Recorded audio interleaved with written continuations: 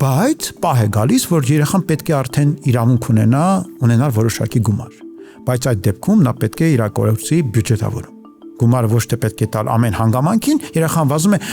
«Մամ, բան եմ, պաղ եմ ասում գումար տաս»։ Այդպես չի, ոչ։ Մի շաբաթվա կտրվածքով երեխան ստանում է բյուջե։ Եվ նա գիտակցում է, որ դրանից ավելի չի կարողանալու ծախսել։ Ուրեմն նա պետք է պլանավորի։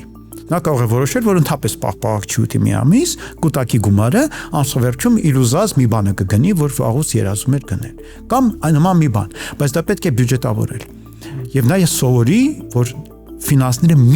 միշտ անգամ միլիարդատերների մոտ սահմանափակ ռեսուրս է։ Այդ ամենը պետք է պլանավորել ու հաշվարկել, որտեղ մեր ազգի հիմնական խնդիրներից մեկը այդ ֆինանսական անգրագիտությունը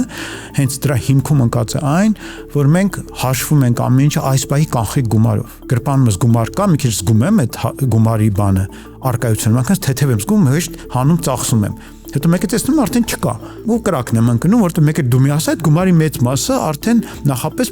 պարտքն է, որ ես պետք է վերադարձնեի։ Ես դրա մասին նախընտրեցի մոռանալ, որովհետև շատ հավես էր,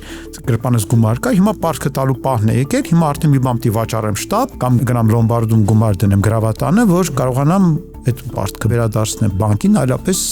լուրջ խնդիրների մեջ եմ հայտնվելու։ Նա պետք է ասել, որ դրանից ավելի նա չի ստանա, եւ երկրորդը, որ իրեն սովորեցնել պլանավորել։